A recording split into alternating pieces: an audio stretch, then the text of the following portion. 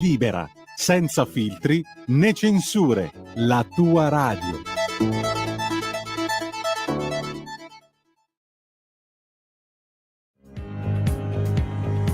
Va ora in onda la rassegna stampa.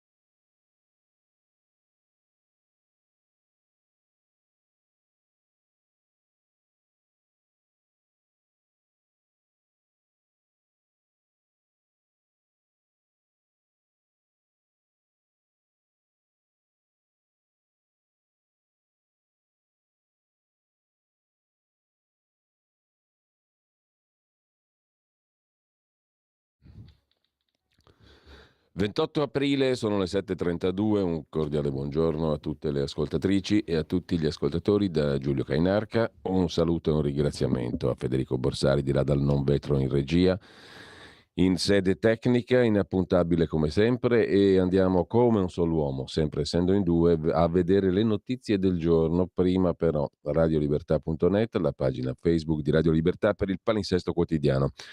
Ci sono tante cose molto interessanti anche oggi e intanto apre la prima pagina dell'agenzia ANSA con l'Ucraina, il raid in diverse città, almeno 2 morti a Dnipro. L'Ucraina fa sapere di aver abbattuto 11 missili cruise nel proprio spazio aereo senza provocare vittime né danni gravi. Tanto ormai è più di un anno, ben più di un anno che la guerra prosegue senza che nessuno ormai eccepisca alcunché. È normale ogni giorno avere qualche notizia di bombardamenti, morti, guerra. Normalissimo. Il DEF è stato bocciato alla Camera, il documento di economia e finanza verrà riapprovato, c'è tutto un pandemonio su questa roba qua oggi, tanto verrà corretta entro oggi, quindi poco male. Stato mafia, assolti tutti, Mori, Subranni, De Donno, Dell'Utri, la Cassazione ha demolito le accuse per la famosa inchiesta sulla trattativa Stato-mafia, confermando l'assoluzione degli ex carabinieri del Ross e dell'ex parlamentare, l'amico di una vita di Silvio Berlusconi, Marcello Dell'Utri. Prescritta l'accusa per Bagarella, il mafioso, il generale Mori dice: sono sempre stato convinto della mia innocenza. È stato invece condannato, o meglio la Cassazione ha confermato la condanna a 10 anni per un altro esponente di Forza Italia e per un'altra mafia, la Camorra, l'ex sottosegretario Nicola Cosentino, lo vedremo dopo. Ma è la giornata di Elish Line e di Vogue Italia, diritti, politica, look, soprattutto look all'inglese, con 2 O e la K, sì ai colori e ai consigli dell'armocromista. Armocromia e armocromista sono le 2 parole del giorno in relazione alla segretaria del Partito Democratico. Prima intervista della segretaria del PD. La prima intervista è a Vogue Italia, giusto appunto per coltivare il ceto elettorale che la vota, ovvero il centro di Milano, il centro del centro di Milano, le ZTL milanesi e affini. Bank of Japan mantiene la politica monetaria invariata, ci arriveremo all'armocromia, c'è anche l'intervista all'armocromista. A 300 euro all'ora, paga Schlein o paga il PD e paghiamo noi? Questa è una domanda di capitale importanza, mentre Meloni e Sunak, il premier britannico, si sono trovati d'accordo sui migranti, solo che la Gran Bretagna li manderebbe in Ruanda. L'Italia li accoglie in maniera diffusa con il commissario, con il nuovo ministro Piantedosi versione 2.0. Intanto Marina Berlusconi ci fa sapere che suo papà Silvio sta molto meglio ed è tenace. L'ondata di affetto è stata la miglior terapia. Sale la fiducia di consumatori e di imprese Ad aprile il ministro Nordio, ministro di giustizia, ha detto che non c'è mai stata la guerra con i magistrati di Milano. In Coppa Italia Fiorentina in finale contro l'Inter e poi di nuovo Kiev verso la famosa mitica controffensiva che non si vede. I russi scavano le trincee e Gandolfini, il fondatore del Family Day all'italiana e commentatore dalle pagine del quotidiano La Verità, è stato nominato consulente antidroga dal governo. Quelle leggere di droghe, dice Gandolfini, non esistono, nessuna legalizzazione. Il ministro della Salute Schillaci sull'obbligo di mascherine ancora vigente e vigerà nelle RSA, residenze sanitarie per anziani e pronto soccorso, sarà ancora obbligatorio, nelle altre parti degli ospedali no. Frena il PIL degli Stati Uniti, il prodotto interno lordo, molto lordo, torna lo spettro della recessione. Infine Covid, Conte e Speranza saranno interrogati il 10 di maggio, questa è l'apertura anche della Verità di oggi naturalmente. Mattarella premia gli infermieri e i medici per la lotta alla Covid, archiviata l'inchiesta sui fondi russi del caso Metropol, adesso lo vediamo subito. Il GIP accoglie la richiesta dei pubblici ministeri, quindi archiviazione per Savoini, Miranda e Vannucci. Commenta Salvini, adesso aspettiamo le scuse di tanti, prepariamo le querele di molti. Dalla Turchia false notizie sul malore di Erdogan, sta benone che non è mai stato meglio. Ovviamente questa è la propaganda governativa. E poi per l'Andrangheta ha arrestato il latitante Pasquale Bonavota, 49enne, inserito nell'elenco dei latitanti di massima pericolosità. Infine, dal Viminale, stop ai grandi centri per i migranti. Torna l'accoglienza diffusa, quella che piaceva anche al Partito Democratico, perché l'Italia è questa qui. Intanto lasciamo l'agenzia ANSA e andiamo a vedere subito dall'ANSA però il primo pezzo che riguarda la prima uscita, anzi la prima intervista di Ellis Line, naturalmente a Vogue, non a Mondo Operaio, che non esiste neanche più. Comunque, vita privata, ricordi personali, politica e l'armocromia, questa nuova parola, nuova per qualcuno. Per esempio il nostro arciprete Massimo Gramellini in prima pagina sul Corriere della Sera dice che non la conosceva questa parola e quindi ringrazia Ellis Line per avergli fatto conoscere una bella parola in più, l'armocromia, e c'è anche una professione ben remunerata, 300 euro all'ora per fare l'armocromista. Cosa vuol dire? Consigliare i colori dei vestiti giusti in base al soggetto che hai davanti. Per prendere decisioni difficili, ha detto Ellis Line in questa fondamentale intervista a Vogue Italia, non c'è un iter particolare, ma un metodo. Il metodo è l'ascolto delle opinioni diverse. Incredibile. È stato scoperto come metodo da Ellis Line l'ascolto delle opinioni diverse. Ho sempre voluto che nella mia squadra ci fosse qualcuno che non la pensava come me, che fosse un po' più conservatore, così da decidere con equilibrio. In tema di diritti LGBTQ+, noi non abbiamo nemmeno una legge contro l'odio e la discriminazione. Quella che ha portato avanti Alessandro Zan, con cui lavoriamo tutti i giorni, è stata affossata dalla destra con quel vergognoso applauso nell'aula del Senato. Ci stiamo battendo per il matrimonio egualitario. Love is love.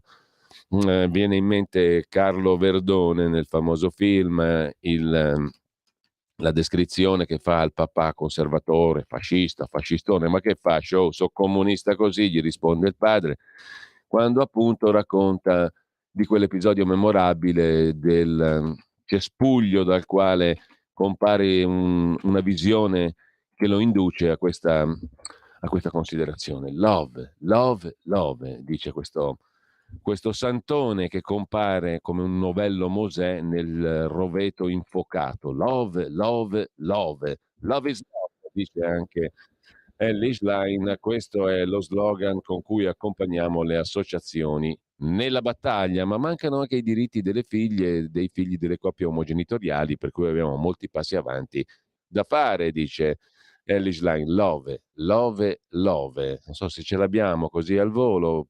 Sì, se ce l'abbiamo possiamo ritornare a questo memorabile episodio, il figlio hippie davanti al papà che non è conservatore ma non capisce questa roba qua, chiama il prete, chiama lo psicologo, tutti i parenti di famiglia per redimere il figlio hippie che si presenta con una stronza, che ciancica tutto il tempo, che ha la cicca in bocca e che gli dà del fascio al papà comunista così. A un certo punto questo episodio mitico, la conversione del figlio hippie tramite la visione da un roveto ardente di un predicatore che lo fa inginocchiare davanti a lui. Il padre qui inorridisce, pure frocio, ma è diventato sto figlio. E love, love, love.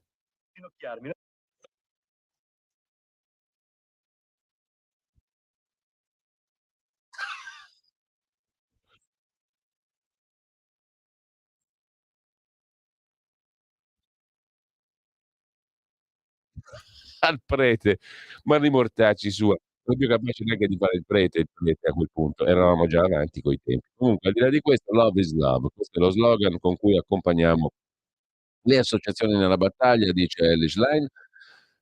Occorre una mobilitazione permanente, non, dal parrucchiere, occorre una mobilitazione permanente cercando il supporto dei sindaci, tentando di portare avanti questa battaglia in Parlamento. Fra gli accenni più personali, Schlein ci racconta l'agenzia ANSA, memorabilmente, ha raccontato che la sera cerca di decomprimere, cioè di rilassarsi guardando una serie TV oppure giocando alla PlayStation. Le scelte di abbigliamento, ha detto poi, dipendono sicuramente dalla situazione in cui mi trovo.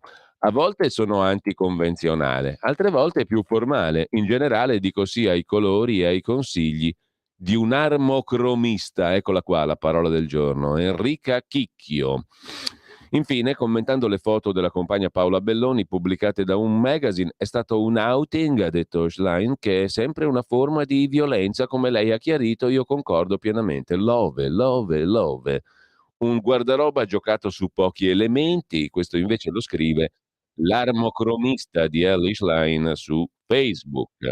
Un guardaroba giocato su pochi elementi, tanto colore, pezzi chiave facilmente abbinabili che rendono agevoli incontri e spostamenti. Sono orgogliosa, ha detto la Chicchio, di lavorare con Elly Schlein e scegliere con lei le giuste cromie, dietro le quali si veicolano messaggi importanti. In queste foto per Vogue Italia, continua l'armocromista di Elly Schlein, abbiamo optato per un trench color glauco, una delicata tonalità di verde, grigio e azzurro, da molti definita salvia. Questa tinta è il risultato di un adattamento ambientale tipico delle piante mediterranee. Sposa il suo incarnato delicato e richiama il verde, che nei nostri ricordi si accompagna a giornate immerse in quella natura che va protetta e custodita. Non mi piace il concetto di power dressing, spiega la Chicchio Enrica, che è l'armocromista di Elly Schlein. Pagherà il PD, pagheremo noi, pagherà lei, la Elly, chi lo sa. Ad ogni modo, non mi piace, dice l'armocromista di Elly Schlein, il concetto di power dressing. Non è più il tempo del potere e della prevaricazione per affermarci sugli altri. Abbiamo bisogno di autenticità, di un look che rappresenti noi stessi. L'unica armatura di Ellie è il potere delle sue idee. Saranno la sua passione e adesione ai suoi ideali a difendere il suo difficile lavoro. Love, love, love.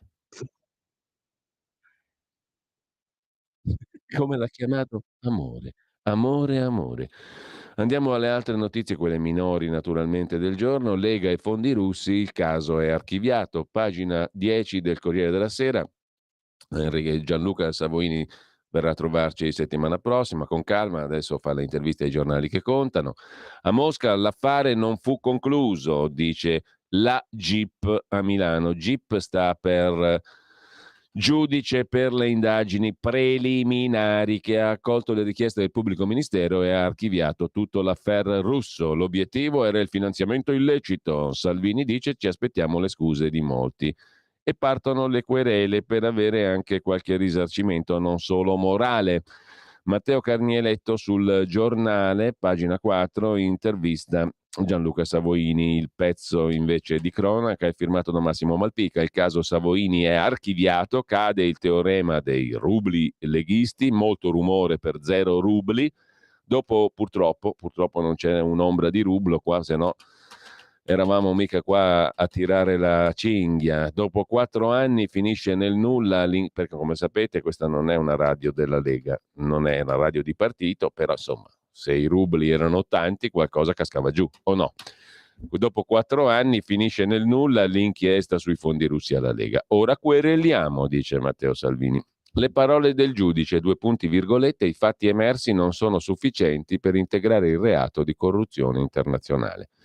Il presidente dell'Associazione Lombardia-Russia, cioè il Gianluca Savoini al centro con l'avvocato Gianluca Meranda e Francesco Vannucci, tutti e tre presunti intermediari russi per compravendita di petrolio che avrebbe dovuto rimpolpare le casse della Lega per ben 65 milioni di euro. Il Savoini dice al giornale di oggi l'incubo è finito, ma quanta rabbia per questa macchinazione mediatica. A volerci colpire sono stati la grande finanza e l'establishment antisovranista. I miei rapporti con Mosca sono sempre stati corretti, avvenuti alla luce del sole. Appena saputo della sentenza, ho scritto a Matteo, mi ha risposto evviva, finalmente. Ci conosciamo da 30 anni, eravamo stati colleghi alla Padania, o Padania come dice Sgarbi, abbiamo attraversato tutte le fasi della Lega, siamo sempre stati in buoni rapporti. Appena era uscita la notizia sull'Espresso, mi chiese cosa fosse successo, gliel'ho spiegato, lui ne sapeva nulla perché non poteva saper nulla. Il problema è nato solo perché lui era in un governo, Conte 1, che faceva paura a molte cancellerie europee. Nota Giacomo Amadori a pagina 13 e pagina 1 della Verità di oggi che sì, c'è stata l'archiviazione per la vicenda dei rubli alla Lega, ma questa archiviazione sa di veleno. Perché mai? Il GIP, scrive Amadori, ammette che la presunta corruzione di funzionari russi da parte degli indagati non è dimostrabile.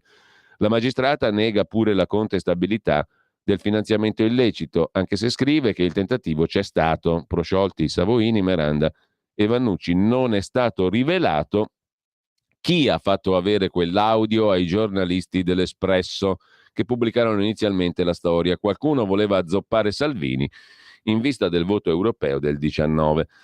Anche Ruben Razzante sulla Nuova Bussola Quotidiana commenta il Russia Gate all'italiana che si è sgonfiato, Lega innocente, la Lega prendeva soldi dalla Russia, tante testate giornalistiche per 4 anni hanno sostenuto questa tesi come verità, gettando fango su Savoini, presunto intermediario con Mosca, su Salvini e sulla Lega. Ora la magistratura ha archiviato l'inchiesta, ma il danno d'immagine resta, sottolinea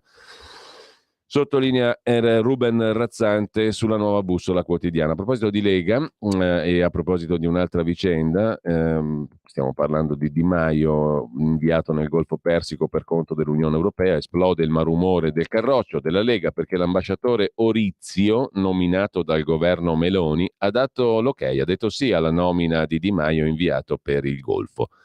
Osserva la Lega, è una scelta che continua a rappresentare una grave mancanza di rispetto verso gli elettori, ma ieri è stato fatto un altro passo per la nomina completa di Di Maio a inviato dell'Unione Europea nel Golfo Persico, non in quello di Surriento come qualcuno aveva ironizzato. È infatti arrivato il via libera senza discussione, per il punto senza discussione è arrivato il via libera alla ratifica dal Comitato Politico e di Sicurezza. Ora restano altri passaggi. Il primo è il varo da parte del gruppo dei consiglieri per le relazioni esterne, poi l'esame del Coreper, poi i rappresentanti permanenti europei, poi la cosa andrà in Consiglio. Il passaggio di ieri ha sollevato nuove proteste da parte della Lega. Alcune fonti hanno denunciato che l'ipotesi di investire per quel ruolo Luigi Di Maio continua a rappresentare una grave mancanza di rispetto per gli elettori italiani. Ieri comunque l'ambasciatore Orizio, nominato dal governo, ha dato il suo ok alla nomina di Di Maio. Sul Tempo, che riporta questa notizia, c'è poi a spalla un'intervista a proposito di Lega al sottosegretario alla Presidenza del Consiglio per la programmazione economica Alessandro Morelli, che si occupa di un'altra questione, ovvero il commissario contro la siccità. Stiamo valutando i candidati. Presto il commissario alla siccità, annuncia Morelli. Il governo sta investendo molte risorse, sarà una figura essenziale che resterà anche il prossimo anno. Per quanto concerne poi la questione del fisco, la delega fiscale, puntiamo alla riduzione della pressione delle tasse, alla semplificazione, annunzia Morelli. La delega fiscale è da poco arrivata alla Camera. Intanto, a proposito di notizie del giorno, tra quelle che hanno colpito me, ma è una mia scelta personale, il Corriere della Sera in pagina 2 e pagina 3 fa un dossier su un allarme. I minorenni presi in carico dai servizi sociali del Comune di Milano. sono ben il 5,1% del totale dei minorenni milanesi. 10.390 su 203.000. Non è poca roba, il 5,1% di gente presa in carico dai servizi sociali del comune, cioè il disagio degli adolescenti ha superato i limiti di guardia. Oltre 10.000 minori in carico ai servizi sociali e gli accessi perfino ambulatoriali sono raddoppiati in 10 anni. Brutto sintomo. Mentre è allarme giallo a Mestre, scrive in questo caso il venerdì di Repubblica, è il colore giallo della nuova eroina, da 10 a 100 volte più potente, ha trasformato la città di Mestre, alle porte di Venezia, nella capitale delle overdosi. Colpa dei pusher, ma anche di politiche sociali insufficienti. L'eroina gialla a Mestre, Mestre capitale d'Italia dei nuovi drogati. Scrive il venerdì. Mentre a proposito di malesseri, il malato mentale in casa, c'è un bel servizio sul Quotidiano Nazionale, il Giorno Nazione Resto del Carlino, a pagina 11, un'intervista a Maria Antonietta Buonagurio, associazione parenti di pazienti psichiatrici. Le famiglie disperate, viviamo nel terrore, c'è chi dorme in auto per evitare aggressioni da parte di malati mentali. Dai servizi solo medicine, nessuno viene a domicilio, poche visite tardive. Patologie sommerse, scrive Antonio Del Prete per il Quotidiano Nazionale. A fronte di quasi 800.000 utenti psichiatrici assistiti dai servizi specialistici, nel 2021, dati Ministero Salute, chissà quante persone in difficoltà sfuggono a censimenti, controlli e cure. Vivono nell'ombra, talvolta riappaiono sotto la luce della cronaca. È successo a Gianluca Paul Zeung, che ha massacrato la psichiatra Barbara Capovani a Pisa. Le famiglie sono abbandonate, dice Maria Antonietta Buonagurio, presidente dell'Associazione Riforma dell'Assistenza Psichiatrica. Mia sorella ha avuto episodi psicotici, era riluttante, ma poi ha deciso di curarsi, ora conduce una vita normale. Il primo problema per le famiglie è l'impreparazione. Non sanno cosa fare, a chi rivolgersi, perché di salute mentale si parla mai, manca l'informazione e di conseguenza la prevenzione. Poi ci sono solitudine e emarginazione perché la follia fa paura. I disturbi psichiatrici condizionano la volontà del paziente, si vive alla giornata, è sfibrante, non si vede via d'uscita, in qualche modo si ammala tutto il nucleo familiare. Alcune famiglie vivono in uno stato di terrore e c'è chi trascorre le notti in auto, chi addirittura è costretto ad andare via di casa.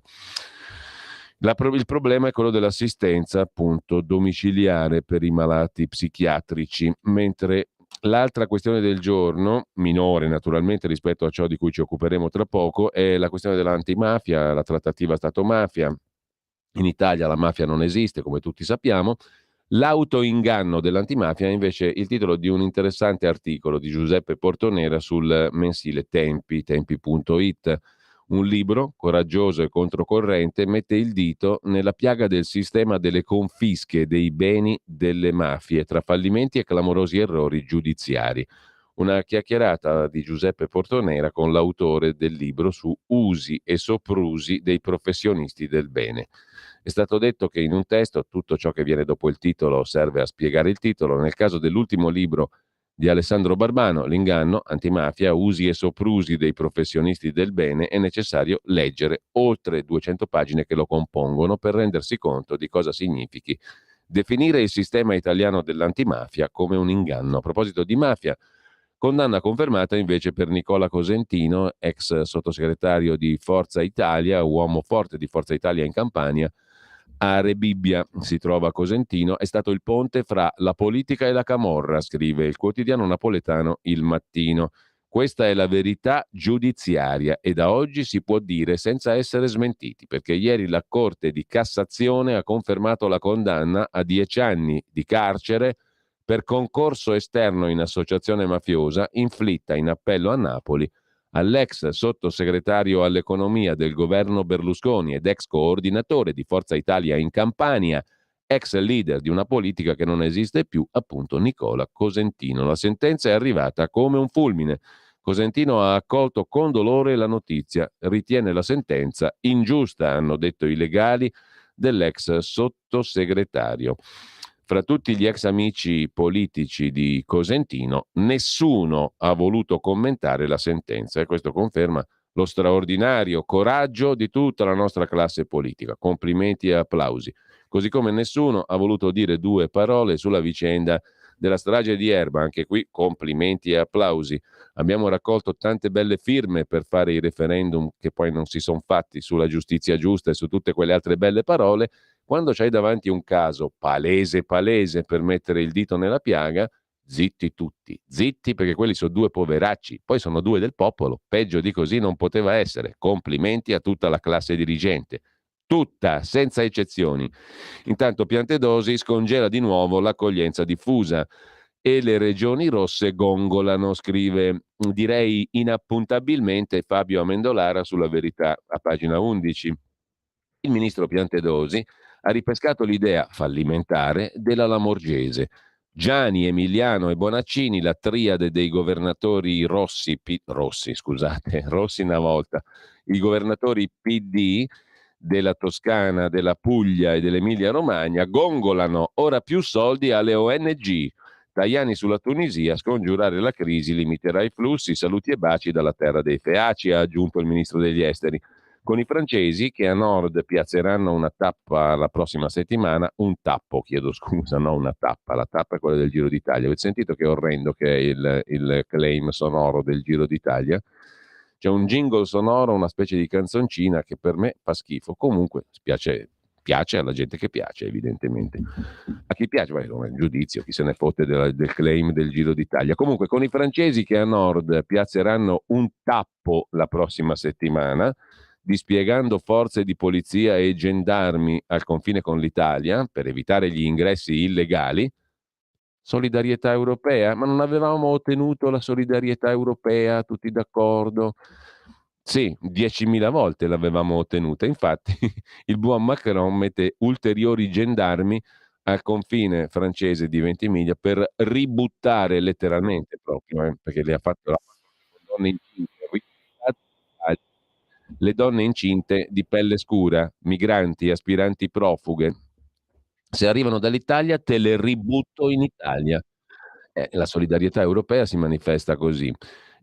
No agli aiuti alla Tunisia, eccetera, eccetera. E il Viminale cosa fa? Il ministro Piantedosi, quello che era il cattivo di turno, adesso è diventato buono, che più buono non si può, il ministro dell'Interno, il quale recupera la strategia dell'accoglienza diffusa, che era quella della sinistra, insomma, di quella roba là, la Morgese e ancor prima. I punti fermi illustrati dal ministro dell'Interno Piantedosi sono: prediligere il modello dell'accoglienza diffusa rispetto ai grandi centri e contemporaneamente ingrandire e rafforzare i 4 hot spot per il primo approdo degli aspiranti profughi presenti in Sicilia e in Calabria. Che differenza c'è col passato? Assolutamente nessuna. Intanto l'Italia può gloriarsi di un incarico importante nel Donbass dei Balcani, Kosovo. All'Italia andrà la polveriera del Kosovo. Dopo il comando militare avremo anche quello della missione civile EULEX. Un grande onore, scrive Daniele Dell'Orco su Libero, pagina 15, una bella gatta da pelare. Dall'ottobre dello scorso anno l'Italia ha assunto di nuovo il comando della missione NATO KFOR in Kosovo, la più lunga varata dall'Alleanza Atlantica. È guidata dal generale di divisione Angelo Michele Ristuccia, che è succeduto al maggiore generale ungherese Ferenc Kaggiari, in carica da un anno. Prima di lui sempre l'Italia, perché quello attuale è il 13° mandato italiano alla guida delle forze multinazionali di pace in servizio nel Kosovo. Un progetto duraturo per l'Italia che rappresenta un attestato di stima da parte dell'Alleanza Atlantica. Adesso avremo anche la missione civile. La polveriera del Kosovo tocca agli italiani. Una bella gatta da pelare, sintetizza il libro. Ma andiamo finalmente alla notizia importante del giorno. Ora che farà Ellis Line? Si domanda. Dago Spia andrà fuori dalle fabbriche con la sua personal shop. Fabbriche? Ma esistono ancora fabbriche in Italia? Andrà fuori dalle fabbriche con la sua personal shopper a pontificare di armocromia? Su Repubblica è stata intervistata Enrica Chicchio, la consulente del Chicchio, consulente di immagine della leader del PD, Che cosa dice la consulente Chicchio? Ellie non ha un look da centro sociale. Abbiamo sostituito l'Eskimo con un trench di taglio sartoriale, ma sarebbe controproducente snaturarla nel look rispetto a quello a cui siamo abituati, dice Enrica Chicchio. Parola di consulente di immagine della neosegretaria del PD, Ellie Schlein, che ne ha parlato in un'intervista a Vogue presentandola come esperta di armocromia, insomma, make-up, colori e abbinamenti vari, ma per Schlein fa anche la personal shopper, cioè le compra i vestiti, racconta a Repubblica la Chicchio medesima, Enrica Chicchio. Quando vi siete conosciute 1 anno e mezzo fa, nell'ultimo periodo la collaborazione è diventata più intensa. Ellie ha meno tempo adesso. Tariffe. In genere chiedo 140 euro all'ora più IVA per il lavoro sui colori. Sullo shopping saliamo a 300 euro all'ora. Per il guardaroba dipende, con Ellie ho un forfait, ma ovviamente non posso parlare di cifre esatte. Fa anche la personal shopper per Ellie Schlein, la signora Enrica Chicchio.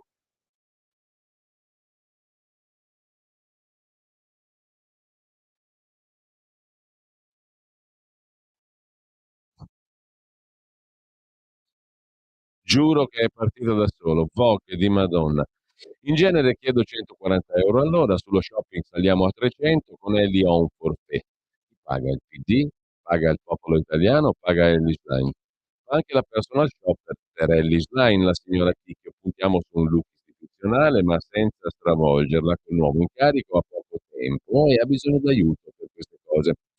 Chi ricorre all'armocromia? È una pratica nata per le dive di Hollywood, spiega l'armocromista e personal shopper di Ellie Schlein. È una pratica nata per le dive di Hollywood ai tempi del Technicolor, qualche tempo fa, insomma. In Italia ha preso piede da 10 anni, anche se solo negli ultimi due si è alzata l'onda. E io ora la cavalco, spiega la dottoressa Chicchio. E Schlein, professionalmente parlando, come la definirebbe, acqua e sapone. Nelle categorie dell'armocromia è un inverno. Madonna, che complimento. Per lei vanno bene i colori freddi, contrastanti e saturi, così guarda al suo target di riferimento, sinistra e giovani, e alla sostenibilità, spiega l'armocromista e personal shopper di Ellie Schlein, la dottoressa Enrica Chicchio, 300 euro all'ora minimo, chi paga? Intanto, sempre sull'Agostia, i twitteroli su Twitter sono impazziti per la consulente di immagine assunta da Ellie Schlein a 300 euro all'ora. La segretaria dei ceti meno abbienti delle periferie che butta 300 euro all'ora per ricostruirsi un outfit accettabile. E poi con che risultati, commenta qualcuno. Che Ellie Schlein abbia bisogno di aiuto per il look comunque è innegabile, commenta qualcun altro. Posa per Vogue e spiega di avere una consulente di immagine esperta in armocromia. Ci manca solo che racconti che tipo di caviale preferisce. È proprio molto di sinistra. E ancora non è mica finita, Ellie Schlein posa per Vogue, giusto appunto, tipica rivista del mondo operaio, commenta D'Agostia e svela. Ho una consulente di immagine esperta in armocromia, si chiama Enrica Chicchio. Dunque, commenta D'Agostia velenosamente, c'è addirittura un'esperta dietro i suoi look da comparsa di film di Guadagnino? Il capello unto e le giacche larghe dai colori sbiaditi sono consigli dell'esperta a 300 euro all'ora? Dopo Fioroni, Marcucci, Borghi, intanto anche l'europarlamentare Caterina Chinnici è pronta a lasciare il PD e va in Forza Italia. Sicuri che la sinistrella Elli non debba affidarsi anche a un consulente politico? C'è anche il video su Dagospia, il video cult di Ellie Schlein che spiega in una supercazzola sul termovalorizzatore come la pensa. E poi l'intervista a Vogue. Prima uscivo quasi tutte le sere, spiega la Schlein.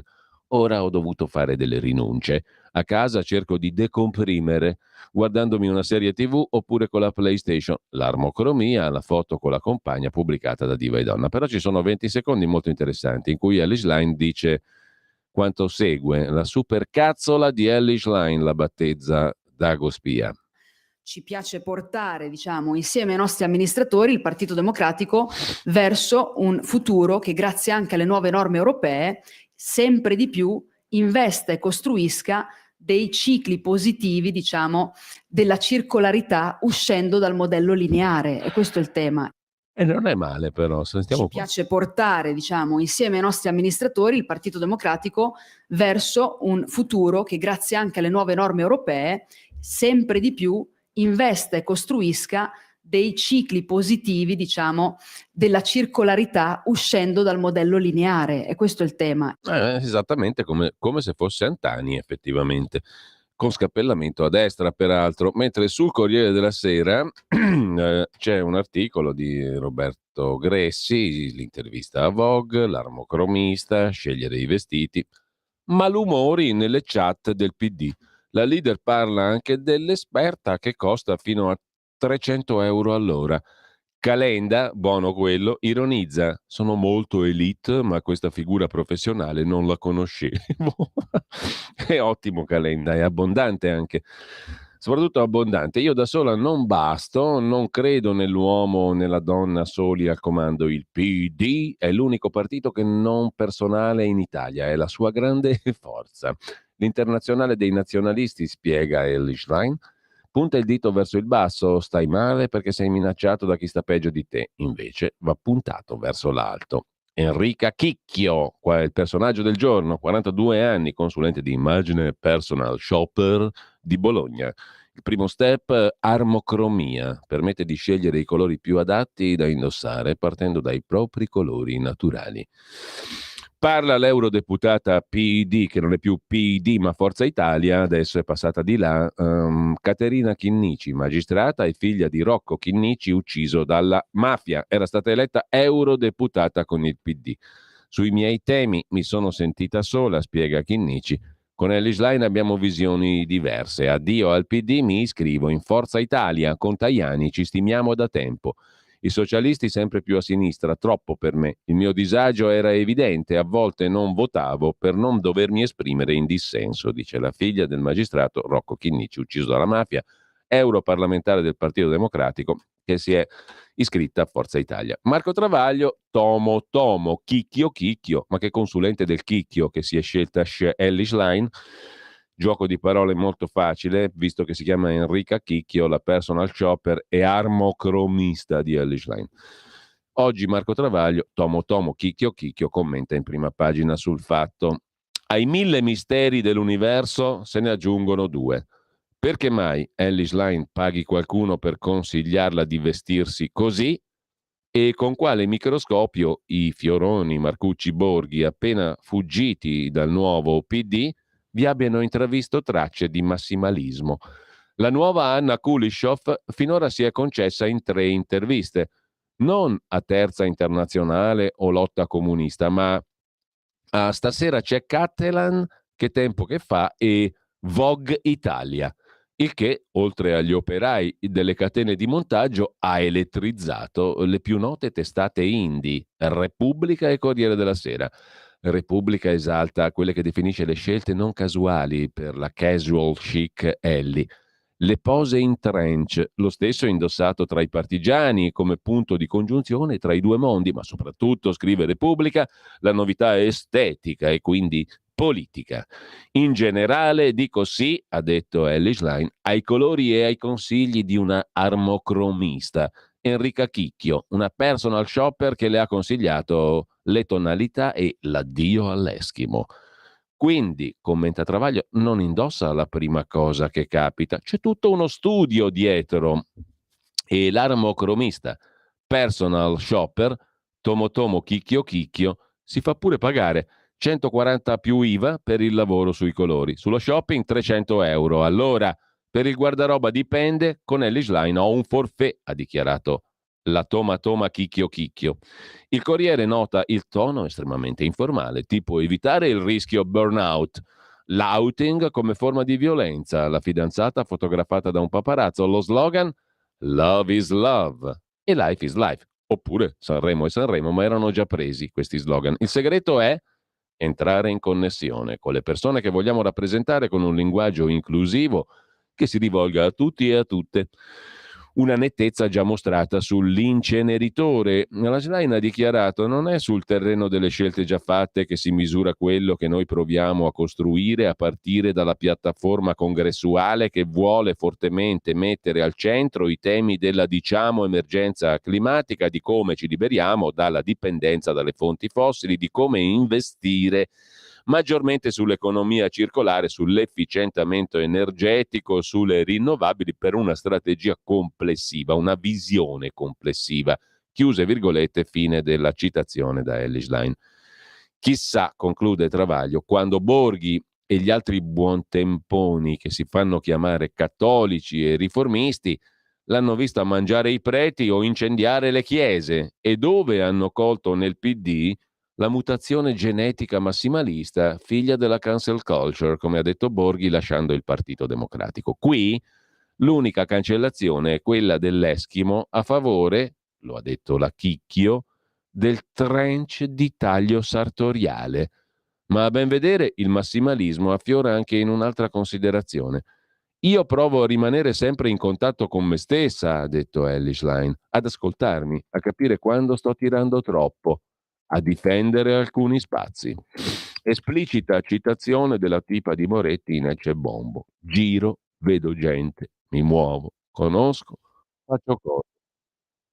E poi dice che uno si butta a destra, conclude Marco Travaglio. Detto ciò, esaminati i problemi principali, andiamo alle quisquiglie, alle pinzillacchere. Su scenarieconomici.it esistono contratti firmati dalla CGIL con paghe di meno 4 euro all'ora. Però sono antifascisti, scrive Guido Dalandriano. La notizia non è filtrata sui grandi media, è rimasta ai limiti dell'informazione. Come riporta Radio Popolare, c'è un contratto nazionale multiservizi, firmato da CGIL e CISL, che prevede una paga oraria di 3,96 euro all'ora. Interessante, la notizia è uscita perché un giudice ha accolto il ricorso di una donna guardiana in un magazzino che prendeva la paga in questione per un totale di 640 euro netti all'ora, contratto firmato da CGIL e CISL. A proposito di lavoro, su wired.it cosa sappiamo del nuovo decreto lavoro del governo? Il governo si è posto l'obiettivo di fare un nuovo decreto lavoro nella data simbolica, tra poco, del 1° maggio. Anche per questo la Premier Meloni avrebbe convocato domenica 30 aprile alle 19 i sindacati per dialogare sulle misure di cui si discuterà nel Consiglio dei Ministri il giorno dopo. Ad aver suscitato polemiche dopo la pubblicazione delle prime bozze il processo per il superamento del reddito di cittadinanza. Il governo è intenzionato a cancellarlo e a sostituirlo dovrebbero essere 3 nuovi strumenti: PAL, GIL e GAL. Cosa significa PAL, GIL e GAL al posto di RDC, reddito di cittadinanza? La prima espressione, PAL, significa, con una L sola, prestazione di accompagnamento al lavoro. Entrerà in vigore transitoriamente da agosto. La GIL, invece, la seconda roba, è garanzia per l'inclusione. Sarà destinata a chi non è occupabile. La terza, GAL, la garanzia per l'attivazione lavorativa. È stata pensata per chi è in condizione di lavorare. Il 2 maggio ne sapremo di più. Nel frattempo i grandi poteri finanziari, come scrive Dagospia riassumendo, hanno aperto le danze, hanno messo nel mirino l'Italia, Goldman Sachs e Moody's per prime, poi ha proseguito il Wall Street Journal e presto arriveranno Standard & Poor's e Fitch. Quello che è chiaro a tutti è che l'Italia ha ricevuto soldi dall'Unione Europea, non è in grado di gestirli, tanto poi paghiamo noi il debito, che problema c'è? La maggior parte dei progetti del PNRR resterà incompiuto.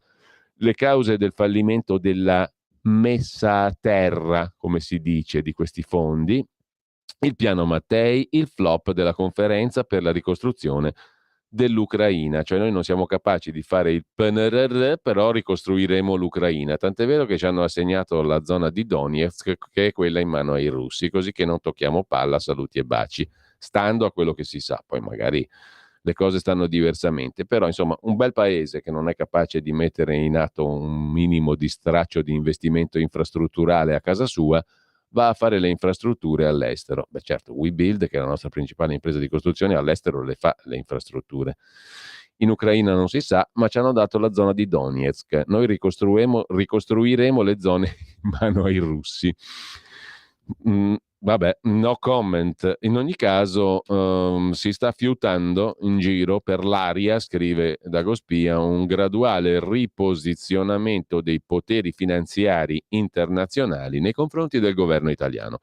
L'iniziale apertura di credito sembra essere sfumata dopo i primi mesi a Palazzo Chigi. Giornalisti, analisti finanziari e osservatori hanno consegnato all'estero un'immagine dell'Italia in chiaroscuro. Le prime bordate sono arrivate da Goldman Sachs, che ha bocciato i buoni del tesoro italiani e ha promosso quelli spagnoli.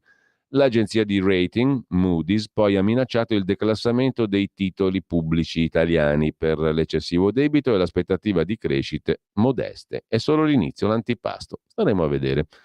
Nel frattempo a Milano ci sono due rettori che se la intendevano, il dottor Franzini e quell'altro, il rettore dell'Università San Raffaele, che è Gherlone, il dottor Gherlone, che era d'accordo con lui.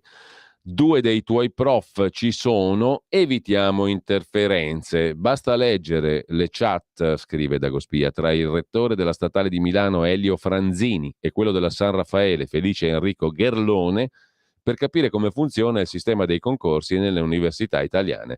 Una poltrona al tuo protetto, una al mio. Semplice, no? C'est plus facile.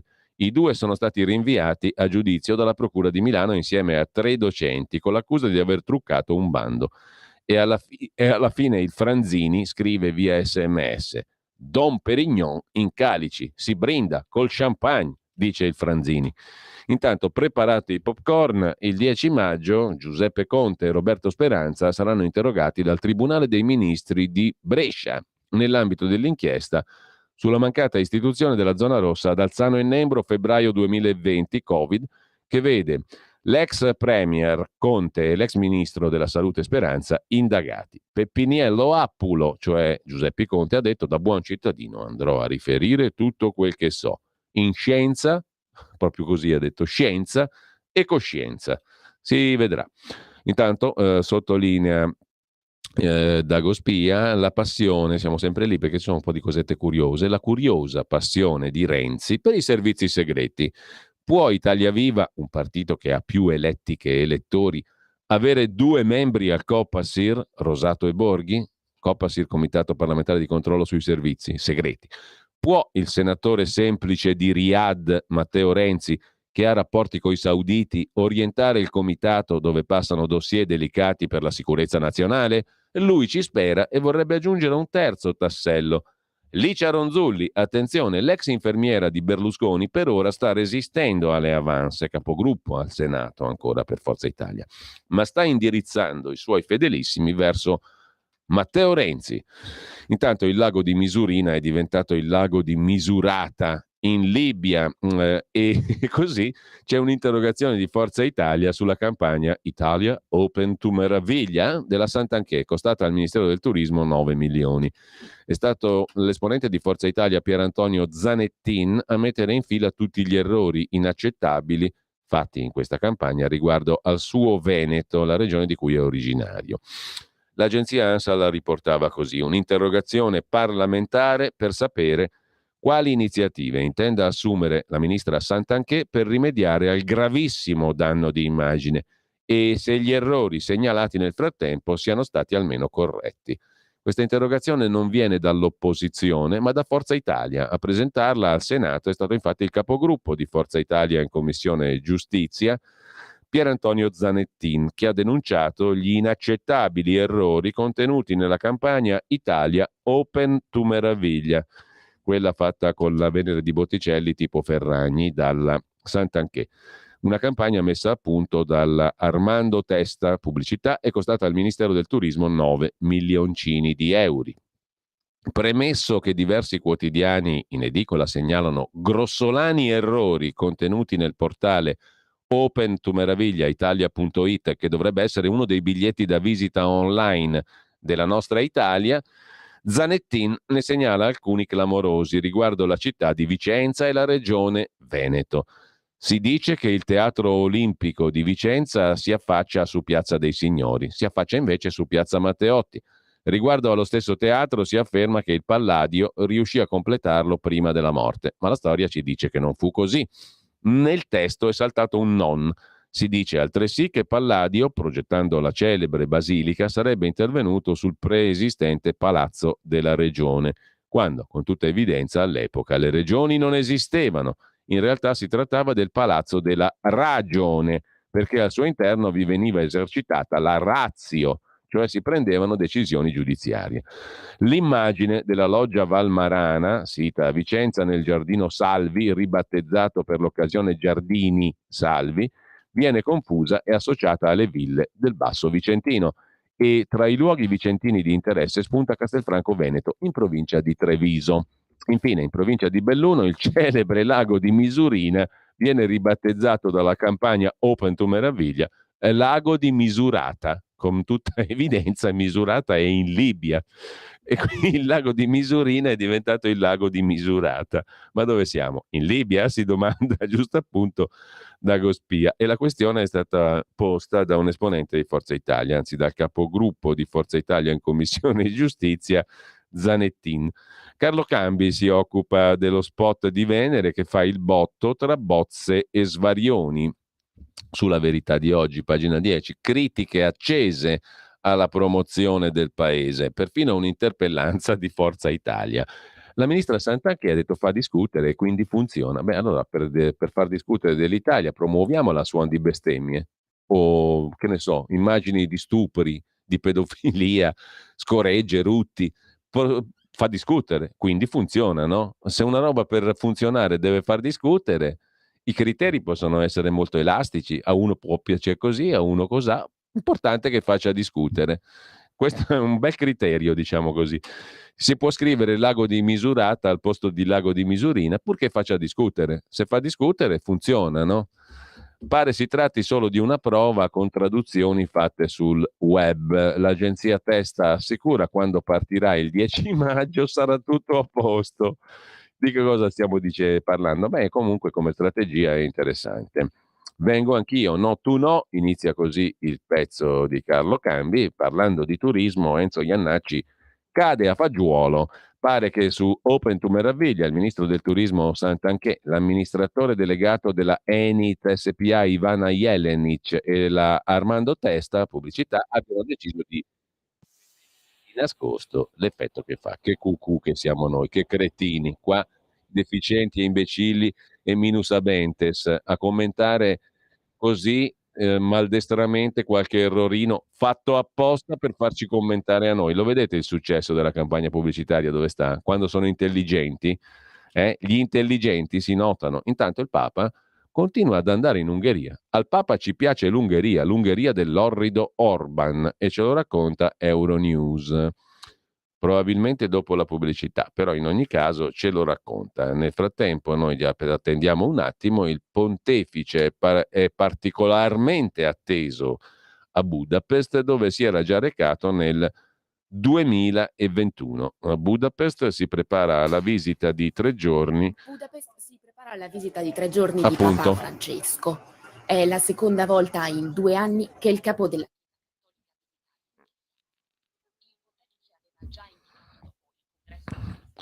Vabbè, possiamo anche farla corta, non c'è bisogno di sentire l'audio. Il Papa va per la seconda volta in Ungheria in pochissimi anni. Lo commenta Nico Spuntoni sulla Nuova Bussola Quotidiana. La visita del Papa rompe l'isolamento ungherese. Seconda volta in Ungheria in 2 anni per Papa Francesco. Una scelta controcorrente. Vuoi vedere che il Papa è un conservatorone? Nel momento in cui il paese è isolato dall'Unione Europea. Budapest e la Santa Sede convergono sia nella condanna dell'aggressione russa, sia perché al tempo stesso per loro la parola pace e soprattutto negoziato non sono tabù. Insomma, il Papa se la intende alla grande con Orban, è un fascistone anche lui. La vera riforma, Orban naturalmente, no il Papa, sia ben chiaro. La vera riforma del Sinodo che i media rischiano di non capire invece ce la spiega il sussidiario.net. Secondo le semplificazioni che circolano, il nocciolo della riforma del Sinodo da parte di Papa Francesco sta nel voto ai laici. Non è così, è un altro l'obiettivo di Papa Francesco e ce lo spiega appunto il sussidiario.net. Intanto l'Argentina se ne occupa in primo piano su avanti.it Marco Coppola, passa alla moneta cinese, allo yuan, per le importazioni dalla Cina.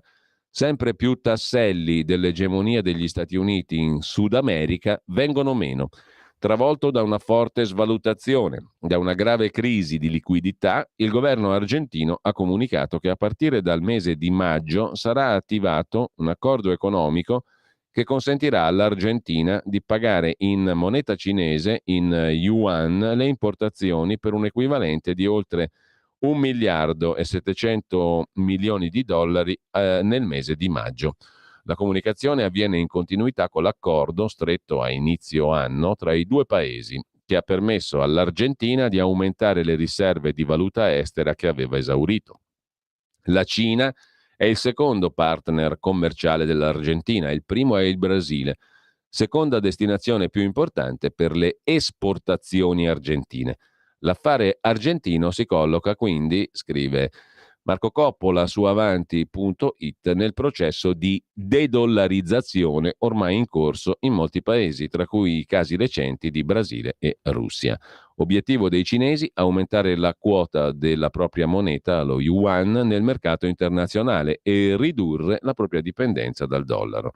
È per questo che la Cina sta intensificando il braccio di ferro con gli Stati Uniti per il controllo del Sud America, che era il giardino di casa tipico degli Stati Uniti. A proposito di Cina, c'è un altro articolo interessante su scenarieconomici.it. La Cina sta diventando il maggior produttore mondiale di automobili, scrive Giuseppina Perlasca. La Cina sta rapidamente diventando uno dei maggiori esportatori di automobili al mondo. Nel primo trimestre del 2023 le esportazioni cinesi sono aumentate di quasi il 60%. I dati pubblicati a metà mese dall'amministrazione delle dogane cinesi hanno mostrato che la Cina ha esportato 1.007.000 veicoli nel primo trimestre, con un aumento del 58% rispetto all'anno precedente. L'aumento è attribuibile alle spedizioni all'estero di veicoli a nuova energia, NEV, come sono definiti i veicoli elettrici e ibridi a ricarica in Cina. Secondo i dati della China Association of Automobile Manufacturers, i NEV, cioè appunto i veicoli a nuova energia, sono aumentati del 110%, raggiungendo le 248.000 unità su base annua. Nel frattempo, ci racconta Libero, a pagina 12, ecco i primi licenziamenti causati dall'auto elettrica, sempre più cinese. I guai della transizione ecologica. Stellantis Fiat comunica l'avvio degli esuberi negli Stati Uniti provocati dalla riconversione all'elettrico. 3.500 dipendenti perdono il posto. In Italia sono previste 2.000 uscite con incentivi, scrive Libero. Siamo a pagina 12. Quelli che venivano considerati da mesi Cassandre perché pessimisti, timorosi nel Green New Deal, ora probabilmente si stanno sfregando le mani perché avevano ragione a nutrire forti preoccupazioni sugli effetti derivanti dall'impatto che potrà avere il pacchetto clima annunciato dall'Unione Europea e dagli Stati Uniti, in particolare il passaggio dalle auto termiche alle BEV, acronimo inglese che sta per veicolo elettrico a batteria, per capirci meglio le auto elettriche, zero emissioni, con un elevatissimo impatto però sia economico che occupazionale. Le auto elettriche sono tutto tranne che economiche e tutto tranne che per le tasche di tutti. Ha detto più volte l'amministratore di Stellantis, Tavares, che allo stato attuale le auto elettriche non sono sostenibili dal portafoglio delle classi medie. In più, anche per le case automobilistiche, produrre veicoli più costosi rispetto ai tradizionali modelli a benzina costa parecchio, perciò stanno cercando di risparmiare. E tra i risparmi ci sono anche i tagli di lavoratori, i lavoratori che stanno più in basso nella catena di produzione, gli impiegati della catena di montaggio. Si sta cominciando a fare appunto anche negli Stati Uniti da parte di Stellantis. 3.500 dipendenti perdono il posto. Le altre notizie tra poco. Stai ascoltando Radio Libertà. la tua voce libera, senza filtri né censura. La tua radio.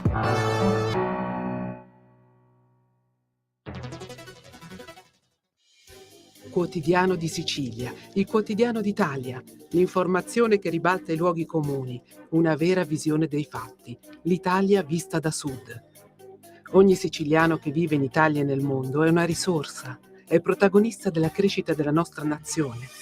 Dai forza alla crescita della nostra isola, abbonandoti al QDS digitale più archivio a soli 99 euro annui.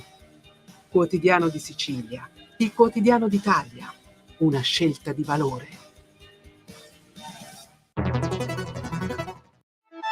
Stai ascoltando Radio Libertà, la tua voce libera, senza filtri né censure, la tua radio.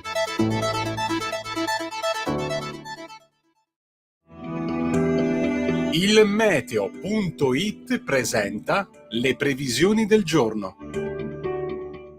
L'anticiclone è ancora ben presente sul nostro paese, anche se risulta meno granitico, soprattutto al nord. Nella prima parte della giornata aumento della copertura nuvolosa sulle regioni settentrionali, anche con possibilità di qualche rovescio sull'arco alpino e prealpino. Buona altrove, specie sul medio Adriatico e al sud, dove avremo cieli pressoché sereni. Nel pomeriggio la situazione non è destinata a cambiare in maniera particolarmente rilevante. Per ora è tutto da ilmeteo.it, dove il fa la differenza anche nella nostra app. Una buona giornata da Lorenzo Tedici. Avete ascoltato le previsioni del giorno. E andiamo a vedere il quotidiano di Sicilia di Carlo Alberto Tregua, fondatore e direttore, che apre con la foto di Calderoli, in esclusiva l'intervista al ministro. Insularità inattuata, autonomia, una legge quadro per risolvere le criticità. Ad oggi l'insularità è solo sulla carta, il nuovo principio costituzionale. Ecco cosa faremo, annuncia al quotidiano di Sicilia il ministro Calderoli. Voliamo a pagina 7 per l'intervista a tutta pagina al ministro delle autonomie regionali. L'articolo 3 della Costituzione, 70 anni fa, assegnò alla Repubblica il compito di rimuovere gli ostacoli di ordine economico e sociale che limitano la libertà e l'eguaglianza dei cittadini e impediscono il pieno sviluppo della persona umana. Di tutti, da Bergamo a Portopalo di Capopassero, da Trieste a Teulada. Non è stato sufficiente, ci è voluto un nuovo intervento per riconoscere, come recita oggi l'articolo 119, la peculiarità delle isole e dunque di chi le abita. Un peculiare con cui ogni giorno fanno i conti 6 milioni e mezzo di cittadini sparsi tra Sicilia, Sardegna e le 80 isole minori d'Italia. Per esempio, dati Eurostat, gli isolani hanno un PIL pro capite nettamente inferiore alla media comunitaria, 21.000 euro in Sardegna, 18.000 in Sicilia, a fronte di una media europea di 29.000. E nonostante le compromesse condizioni di partenza, devono sopportare costi maggiori per qualunque spostamento. A queste disparità avrebbe dovuto ovviare il principio citato in Costituzione, che esorta la Repubblica a promuovere le misure necessarie per rimuovere gli svantaggi derivanti dall'insularità. Di provvedimenti concreti ad oggi non se ne sono visti e non si può considerare tale lo stanziamento di appena 10 milioni di euro nella scorsa legge di bilancio, che la Regione Sardegna ha impugnato per violazione della Costituzione. Niente a che vedere con quanto accade per le isole Baleari. Come ha spiegato recentemente in un'intervista al nostro giornale Gaetano Armao, professore di diritto amministrativo, ex vicepresidente della Regione Sicilia, tramite un accordo con lo Stato, le Baleari hanno ottenuto la copertura per il 70% dei costi per merci e persone residenti, sia voli che trasporto marittimo. Misure che ora, in qualche modo, il governo italiano dovrà studiare. La questione è sul tavolo del ministro per gli affari regionali e le autonomie, Roberto Calderoli, che ha inserito l'insularità all'interno del suo disegno di legge sull'autonomia differenziata. Una scelta che il ministro leghista al quotidiano di Sicilia difende rispetto a chi lo accusa di temporeggiare su un principio che è già in Costituzione, l'insularità, e che andrebbe attuato con una legge ordinaria, stabilendo in modo concreto i provvedimenti di compensazione per le isole. Ministro, esordisce Il Quotidiano di Sicilia. Il nuovo articolo 119 della Costituzione stabilisce che la Repubblica riconosce la peculiarità delle isole e promuove le misure per rimuovere gli svantaggi derivanti dall'insularità. A che punto è l'attuazione? Il governo sta lavorando a un disegno di legge ordinario per applicare la Costituzione? Avere il principio di insularità in Costituzione è un elemento importante, ma deve essere riempito di contenuti, risponde Calderoli. Altrimenti è un concetto che resta solo sulla carta senza portare a nulla. Su questo fronte l'attuale governo si è impegnato fin da subito. All'interno della legge di stabilità del 2023 è stato creato un fondo dedicato all'attuazione dell'insularità. Inoltre, a quello stesso principio di insularità fa riferimento il disegno di legge sull'autonomia differenziata di cui sono promotore ed è tra i criteri ispiratori della riforma, a dimostrazione che il sottoscritto e tutti noi al governo crediamo in questo percorso e riserviamo l'attenzione dovuta alle isole. Ho preso poi un impegno per quanto riguarda le isole cosiddette minori, ma è un capitolo che procede parallelamente rispetto all'autonomia differenziata. Si parla dunque di una legge ad hoc per le isole minori, ci stiamo lavorando. Le isole minori fanno parte delle mie deleghe di ministro per gli affari regionali e le autonomie, spiega Calderoli. Proprio per questo ho pensato a una legge quadro con l'obiettivo di coordinare gli interventi utili per i territori insulari, in particolare le isole minori, nell'interesse dei cittadini che vi risiedono e hanno tutto il diritto a ricevere servizi adeguati. Oltre a Sicilia e Sardegna, tutte le isole scontano criticità che intendo risolvere con una legge. Voglio trovare il modo migliore per individuare le opere da realizzare e indirizzare i soldi disponibili verso le criticità da risolvere. Anche questo può essere un modo per dare sostanza al principio di insularità. Ci credo fermamente. Nei giorni scorsi il ministro Calderoli ha comunicato che il principio di insularità è stato inserito all'interno del disegno di legge costituzionale sull'autonomia differenziata. Perché è necessario ribadire nuovamente questo principio che è già in Costituzione? Ho ritenuto doveroso, risponde Calderoli, ribadire questo principio anche nel disegno di legge governativo per il rilievo costituzionale dell'insularità, al pari di altri principi già presenti in Costituzione, come sussidiarietà, perequazione, adeguatezza. L'obiettivo mio e del governo, con l'autonomia, è anche quello di dare risposte alle realtà insulari che convivono da tempo con situazioni complesse. L'inserimento di questo principio tra i criteri ispiratori del disegno di legge sull'autonomia differenziata dimostra l'impegno per ribadire l'attenzione del governo che è al lavoro per dare risposte. Parliamo ancora un po' di autonomia differenziata. La riforma si avvicina all'esame del Parlamento, è stata oggetto di diverse critiche. Che tempi ci sono per approvare la riforma delle autonomie regionali? Posso dire con franchezza che ne ho sentite di cotte e di crude, ormai ci rido sopra, risponde Calderoli. Certe accuse erano ingiustificate, moltissime illogiche. Fa sorridere l'incoerenza di certa sinistra che accusa la mia riforma quando sto applicando quanto previsto dal titolo quinto della Costituzione del 2001 che proprio la sinistra ha modificato anni fa. A distanza di oltre 21 anni sarebbe ora di attuare quella riforma, per non parlare poi di certi governatori che puntano il dito contro l'autonomia ma hanno già voluto avviare questo percorso e firmare intese anni fa.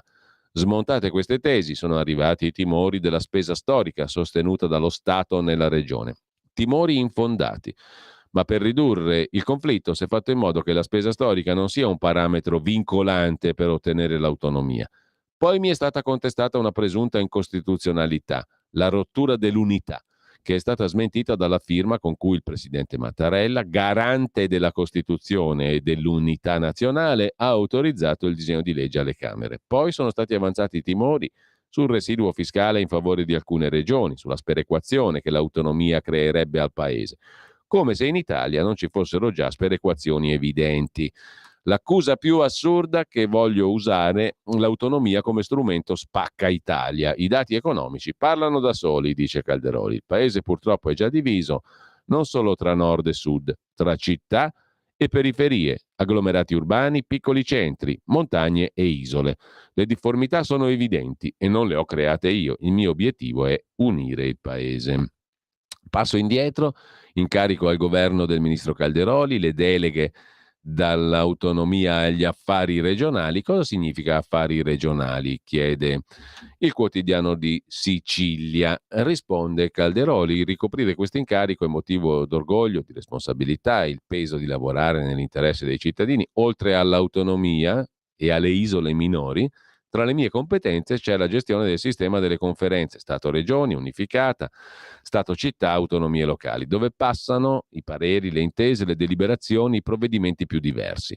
Ad esempio, pochi giorni fa sono state approvate, dopo anni, nuove tariffe per prestazioni specialistiche ambulatoriali e protesiche afferenti ai livelli essenziali di assistenza sanitaria.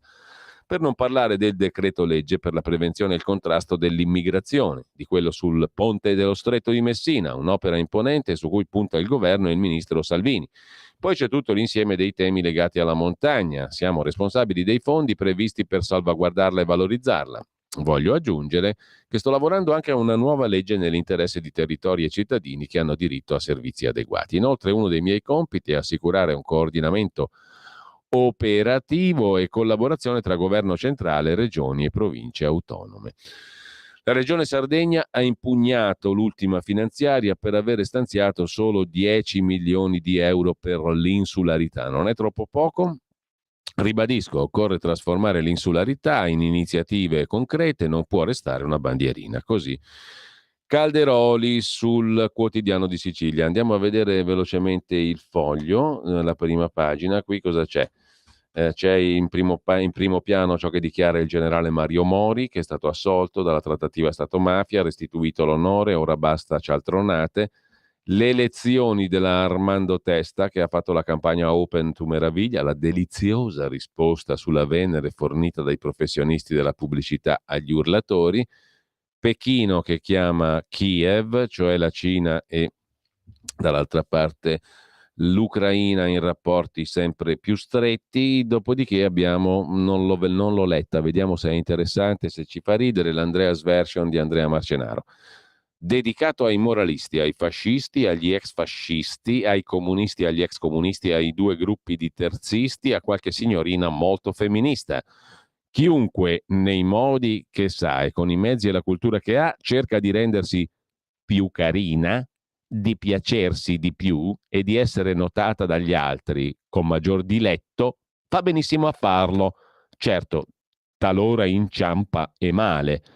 Per l'altro verso, voi, chi l'ha votata e chi no, chi la voleva furba ma brutta, come chi pretendeva che non essendo così furba dovesse pure apparire sgraziata, cioè voi che la state prendendo tutti insieme per il culo, voi siete un gruppone di signorilissime teste di minchia, conclude Andrea Marcenaro in prima pagina sul Foglio. Il Dubbio, il quotidiano degli avvocati, tutti assolti, è ufficiale, la trattativa Stato-mafia non c'è mai stata. E per i giudici della Cassazione Mori, De Donno e Subranni non hanno commesso il fatto. La corsa del PD a negare di negare la fuga dal partito e poi un'intervista a Giulio Sapelli, economista, duro anche sul MES, una trappola per topi. Austerità e pauperismo, la riforma di questo patto di stabilità è un dramma. Insomma, siamo solo all'antipasto qua dei volatili per diabetici, come diceva Lino Banfi in un grandissimo film. Sono cavoli amari qua per il prossimo futuro e siamo solo all'antipasto. Le agenzie di rating ci hanno già fatto sopra un bel ricamo sul futuro che aspetta l'Italia. Futuro gramo. Dopodiché il nuovo patto di stabilità europeo ci farà vedere i sorci verdi, ci prendiamo il MES, ci indebitiamo col PNR, chiudere la baracca and put away the puppets e mettere via i burattini. Lasciamo con ciò la prima pagina del Dubbio, andiamo a vedere Italiano. Bene, sono le remunerazioni di denaro, bensì di servizi e altro, date ai lavoratori da parte delle aziende, non salariali, legati a ciò che l'azienda dà ai lavoratori. Raddoppio a 516 euro della soglia dei fringe benefit per i dipendenti e per chi ha figli a carico si potrebbe arrivare fino a 3.000 euro. Il ministro Giorgetti ha svelato una nuova misura allo studio per le famiglie rispondendo ieri a un'interrogazione di Italia Viva. Giorgetti non ha fornito cifre, ma Italia Oggi è in grado di anticipare i valori dei fringe benefit su cui i tecnici dell'economia starebbero lavorando. E intanto, sempre dalla prima pagina di Italia Oggi, la rubrica diritto e rovescio, il corsivo del direttore Magnaschi: il Sud non sarà più il Sud quando, oltre a essere innervato col resto del paese con l'alta velocità ferroviaria, disporrà, con l'aiuto dell'Unione Europea, di almeno 2 università tecniche di livello internazionale a Napoli e a Bari. Entrambe, dedicate una al mondo digitale e l'altra alle tecniche di gestione economica, dovrebbero essere enormi e realizzate con un unico progetto per sede, con procedure straordinarie. Saranno un successo se riusciranno ad attrarre studenti e ricercatori da tutto il mondo e dal nord dell'Italia, come oggi avviene soltanto al contrario, cioè dal sud al nord. All'inizio degli anni 60, ricorda Magnaschi, Napoli aveva, con Manlio Rossidoria, il più importante master italiano di macroeconomia e forniva economisti agli Stati Uniti d'America. Perì perché Roma e gli enti locali campani lo fecero perire, morire. Volendo quindi è possibile far decollare il Sud. Basta non sprecare i mezzi e puntare sulla cultura vera, faticosa da acquisire, e non sui festival cinecanori locali che servono a nulla se non alle clientele, scrive Pierluigi Magnaschi in prima pagina su Italia Oggi. In primo piano, ma anche a pagina 5, c'è una intervista come sempre molto interessante quando è fatta da Alessandra Ricciardi, in questo caso a Nicola Rossi, economista dell'Università di Tor Vergata, analista dell'Istituto Bruno Leoni, ex parlamentare del Partito Democratico, un'intervista sull'economia e sull'Europa. Camminiamo sul filo del debito, sintetizza Italia Oggi. Prudenza di governo, da questo punto di vista, giustificata ed apprezzabile, dice il professor Rossi. Che un debito al 140% del PIL sia un vincolo preoccupante dovremmo saperlo noi e non farcelo ricordare dall'Unione Europea. I 70-80 miliardi di euro all'anno per servire il debito, cioè pagati con sugli interessi, potremmo usarli per altro. Non ci sarà più flessibilità, ma più discrezionalità. Aumenterà cioè lo spazio di interferenza della Commissione europea, dice il professor Rossi, nelle scelte del singolo Paese membro, conseguente al negoziato fra la Commissione stessa e il Paese sulla modalità di contenere il debito pubblico. Insomma, non c'è più flessibilità, ma più discrezionalità. La Commissione europea potrà interloquire di più sulle scelte del singolo paese, spiega Nicola Rossi commentando la proposta di riforma del patto di stabilità annunciata dal commissario europeo all'economia Gentiloni. Il patto di stabilità, in sintesi, sono l'insieme delle regole che determinano la finanza pubblica, la gestione della finanza pubblica, debito, deficit, eccetera, eccetera, nei singoli paesi dell'Unione Europea. Non ce ne rendiamo conto, ma camminiamo su un filo, quello del debito pubblico. La prudenza del governo è giustificata e apprezzabile. La Commissione europea ha formalizzato una proposta di revisione del patto di stabilità dopo la sospensione del patto negli anni Covid. Ritorna l'incubo, il taglio del debito? Per la verità, risponde il professor Rossi, la consapevolezza che un debito al 140% del prodotto interno lordo sia un vincolo dovremmo averla noi per primi. Spendiamo ormai circa 70-80 miliardi di euro all'anno per pagare gli interessi, cioè nel servizio sul debito, risorse che potremmo destinare altrove. Ciò premesso, mi sembra che molti dettagli della proposta non siano noti, quindi ogni valutazione è preliminare. Uno dei punti chiave è la flessibilità. C'è un'enorme differenza però fra flessibilità e discrezionalità e non credo che la proposta della Commissione europea presenti un grado maggiore di flessibilità rispetto alle regole di oggi, che sono sospese. Credo invece che aumenti il grado di discrezionalità della Commissione e questo è il punto. Le regole attuali non impongono che i disavanzi pubblici siano pari al 3%, stabiliscono un limite massimo, il che significa che se il bilancio pubblico fosse in pareggio, avremmo uno spazio pari a 3 punti di prodotto per contrastare eventuali momenti negativi dell'economia.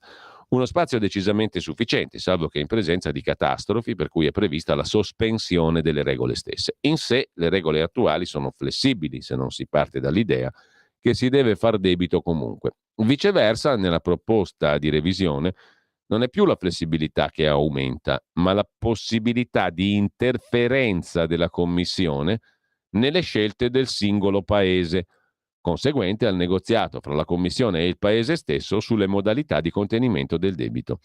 È interessante notare che a partire dall'avvio dell'euro, nell'Eurozona i disavanzi pubblici si sono attestati in media intorno al 3% e la loro dispersione intorno alla media si è ridotta. Quella regola, insomma, ha funzionato. La rigidità non era nella regola in sé, ma nell'abitudine di tutti i governi a considerare normale il fatto di fare debito sempre e comunque, quando andava bene e quando andava meno bene.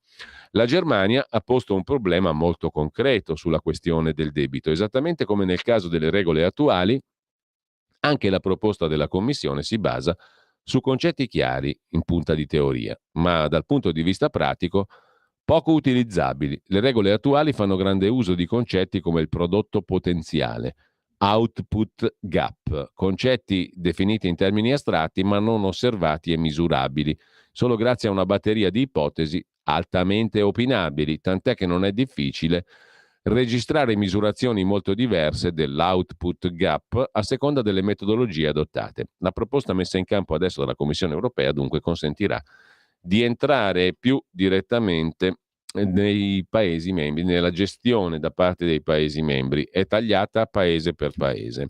La proposta dell'Unione Europea colloca l'Italia tra i Paesi più sotto osservazione, basterebbe questo per sollecitare l'attenzione dei mercati. Insomma, ci stiamo infilando, il professor Rossi lo dice con più eleganza rispetto al professor Sappelli, dentro un bel casino. Ci stiamo infilando dentro un bel casino per il futuro.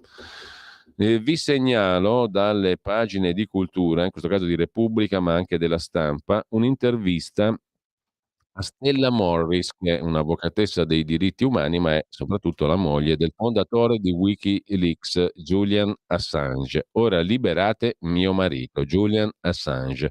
Stella Morris era ieri a Roma.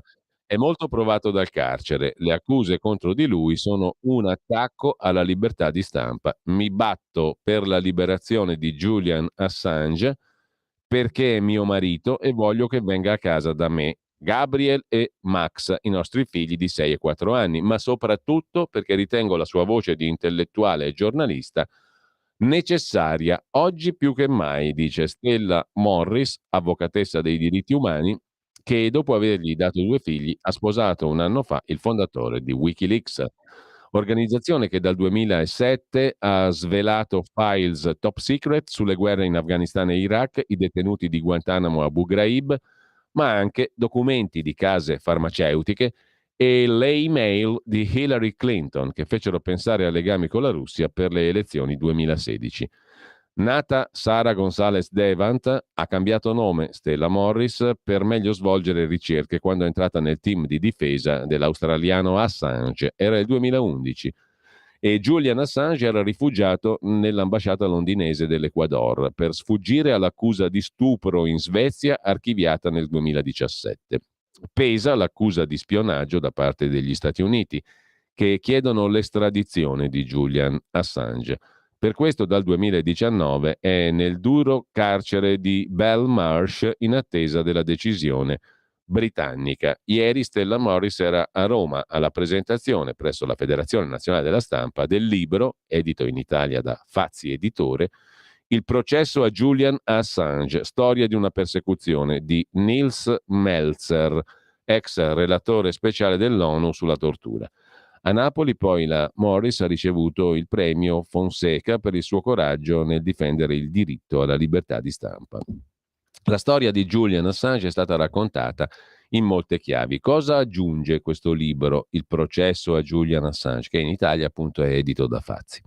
È un'inchiesta cruciale quella dell'autore del libro Nils Melzer. La vicenda di Julian, racconta la moglie, è stata raccontata da diverse prospettive, ma questo libro, firmato da un riconosciuto esperto mondiale di diritto internazionale umanitario, ricostruisce con rigore come si sia voluta sviare l'attenzione dell'opinione pubblica Da quel che Wikileaks diceva e dai segreti sporchi che rivelava e che svelava, costruendo a tavolino un'immagine denigratoria del suo fondatore. Per anni si è tentato di trasformarlo in mostro, poi cancellarlo, negandogli voce e immagine, un metodo intimidatorio, un avvertimento a tutti coloro che ne avrebbero voluto raccogliere il testimone. Io in realtà ho taciuto per anni, ho avuto a lungo paura per me e per i bambini. La nostra relazione, iniziata nel 2015, è stata resa pubblica durante la pandemia, quando provammo a chiedere il rilascio di Julian per meglio salvaguardarne la salute. In quanto sua compagna, dice ancora Stella Morris a Repubblica, alla petizione fu allegata una mia lettera e a quel punto la mia identità divenne pubblica e soltanto allora iniziai a parlare. Capii che avevo più paura per la vita di Julian che per noi tre. Il vero rischio era che i bambini continuassero a crescere senza quel padre finora incontrato solo in carcere. Da allora parlo dell'uomo che conosco, ben diverso da come è stato raccontato, sperando di smuovere l'opinione pubblica che tanto può fare per lui. La verità riguarda tutti, prosegue Stella Morris, la moglie di Julian Assange, fondatore di Wikileaks, ancora in carcere di sicurezza, in carcere duro in Gran Bretagna, a Belmarsh, in attesa della richiesta della risposta britannica alla richiesta di estradizione degli Stati Uniti. La verità riguarda tutti, dice la moglie di Assange, quello che hanno fatto a Julian è un attacco a tutti coloro che vogliono raccontare la verità. Il 3 maggio è la giornata mondiale della libertà di stampa e chiedo in quell'occasione di ricordare mio marito Assange. Quali sono le condizioni di salute di Assange? Si deteriorano ogni giorno. Ha avuto un infarto a ottobre 21, da allora prende farmaci quotidianamente. Il neuropsichiatra Michael Koppelman, che lo ha visitato più volte in carcere, ha affermato che soffre di depressione. Se lo estradassero potrebbe tentare il suicidio e io lo temo. Lontano da me e dai figli potrebbe crollare. Oggi a salvarlo è il fatto che vede crescere il sostegno nei suoi confronti. Ma Julian è affamato di connessioni. Ogni sviluppo politico, scientifico e culturale lo stimola. La sua linfa è cercare di capire. Non ha però accesso a internet e il suo contatto col mondo sono io, che vado a trovarlo ogni volta che posso. Con me e con pochi altri parla al telefono. Di recente gli hanno permesso di sentire il suo caro amico Daniel Ellsberg, che sta morendo, l'ex analista che nel 71 diffuse i Pentagon Papers. La situazione legale qual è? Procede lentamente. Contro l'estradizione abbiamo fatto domanda d'appello, ma in Gran Bretagna non è un diritto automatico, spiega la moglie di Assange a Repubblica. Siamo a pagina di cultura, pagina 35 di Repubblica di stamani. Abbiamo fatto appello contro l'estradizione, ma una prima richiesta non è stata accolta. Ne abbiamo depositata una seconda davanti all'Alta Corte con argomentazioni diverse. Si basa sull'articolo 10, riguarda la libertà di espressione, ma anche il fatto che in America Julian non avrebbe un processo equo. Gli Stati Uniti intercettarono i suoi meeting con gli avvocati nell'ambasciata ecuadoriana, violando il diritto alla difesa.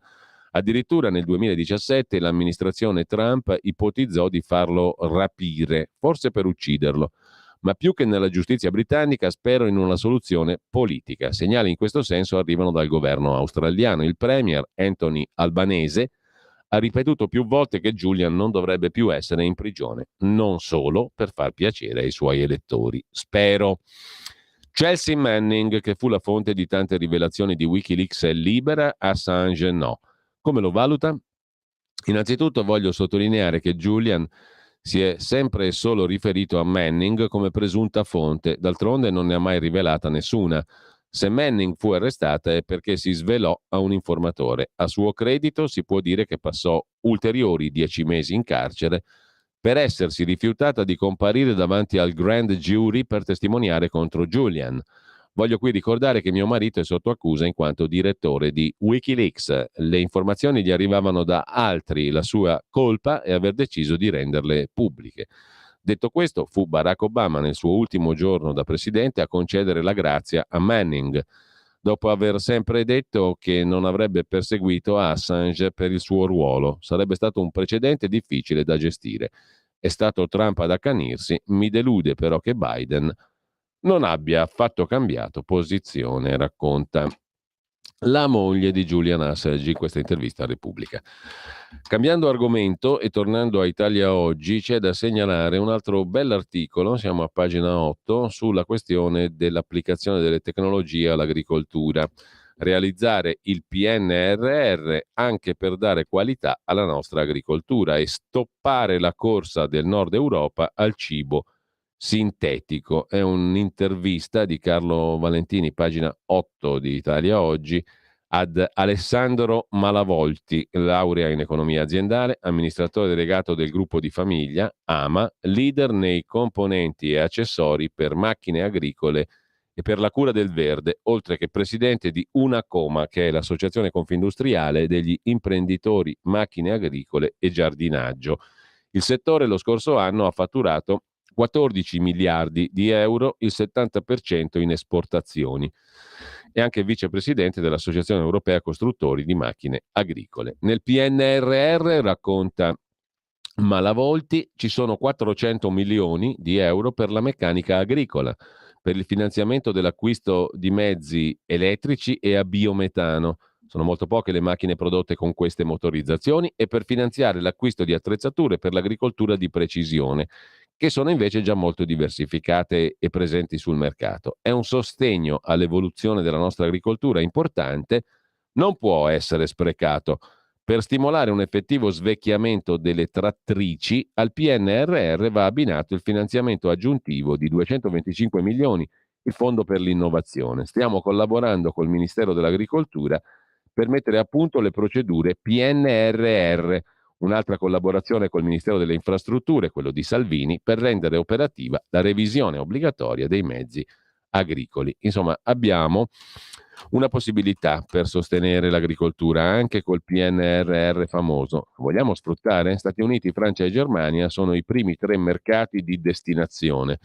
Per noi si tratta di un dato lusinghiero, perché sono paesi leader nell'agricoltura tecnologica. La geografia dei mercati è molto ampia, alcuni paesi si stanno affermando come partner importanti. Le esportazioni stanno andando molto bene, dice ancora Malavolti, che si occupa appunto di macchine agricole e per la cura del verde. È stata superata la crisi della reperibilità delle materie prime, e per quanto concerne la politica europea sull'agricoltura, il modello europeo è il più evoluto sulla scena internazionale, quello che introduce criteri di condizionalità per le coltivazioni e per gli allevamenti, per la sostenibilità.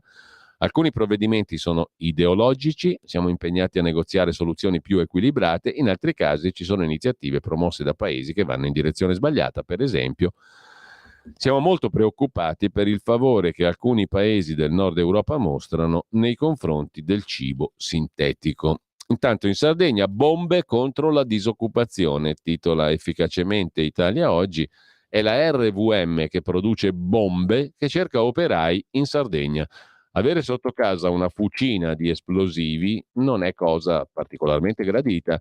La fabbrica di RVM che produce ordigni a Domus Novas nel sud della Sardegna non è mai stata vista di buon grado dagli abitanti della zona. Ora però le bombe potrebbero aiutare contro la disoccupazione, perché RVM, costola italiana di Rheinmetall, il colosso tedesco delle armi, sede a Düsseldorf, è pronta a offrire 150 posti di lavoro a chi l'ha perso. Lo stabilimento di Domus Novas, nella regione del Sulcis, si estende per 200 ettari a 3 chilometri dal centro abitato. Abbiamo le commesse in crescita, dice l'amministratore delegato.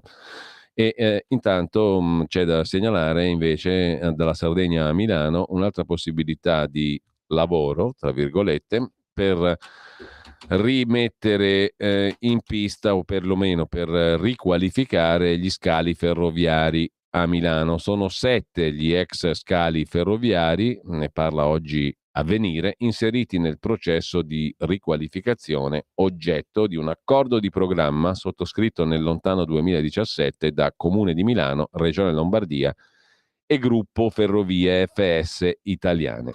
Una superficie di 2 scali che partiranno per primi, Farini e San Cristoforo, 360.000 metri quadri. in posizione centrale tra la stazione di Porta Garibaldi e Porta Nuova. 45 ettari per lo scalo Farini, che è il primo a partire per la riqualificazione. Alloggi, verde e il campus di Brera. FS Sistemi Urbani ha annunciato la procedura di vendita dell'area ferroviaria di Farini, che darà vita al più grande intervento di risanamento urbano a Milano. Nel progetto è compreso anche l'altro scalo, quello di San Cristoforo, che è destinato a diventare un parco pubblico, racconta Avvenire, che lasciamo per andare velocissimamente alla pagina di cultura del Corriere della Sera.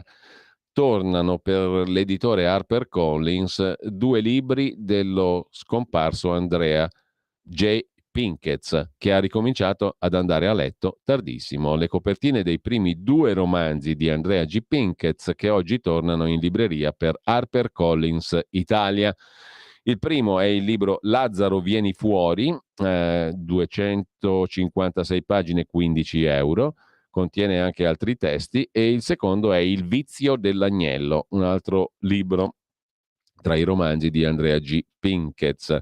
C'è una poesia inedita che il Corriere pubblica oggi a pagina 37, che è molto simpatica, intitolata Annegavi in un ruscello, scritta al liceo per un giornale ciclostilato nel 1979. Andrea G. Pinkett, pseudonimo di Andrea Giovanni Pinchetti, nacque a Milano nel 1960. Ha pubblicato oltre 20 romanzi, è stato vincitore di varie edizioni del Mist Fest di Cattolica, ha ottenuto il premio Scerbanenko nel 1995 per il romanzo intitolato Il senso della frase. A margine Nicola Porro, il giornalista televisivo famoso, eccetera, ha acquistato anche Liberi Libri, la casa editrice di Macerata. Detto questo, però, per concludere, non tanto, c'è ancora qualche cosetta di sfizioso da segnalare, ma per concludere, dalla pagina di cultura del Corriere della Sera c'è questa poesia, Annegavi in un ruscello,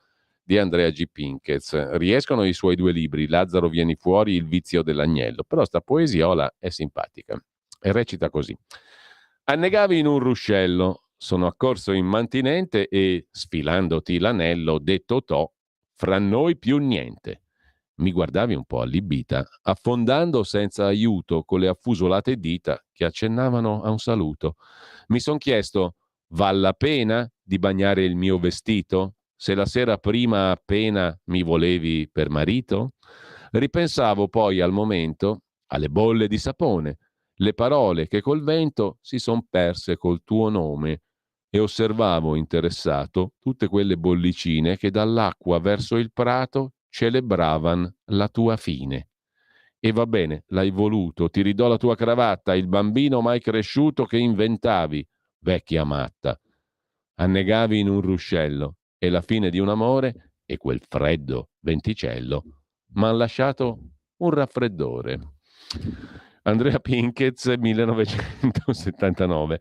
Intanto, a proposito di Milano, la solitudine della Palazzina Liberty è ciò che rimaneva del vecchio mercato della frutta e della verdura in largo Marinai d'Italia.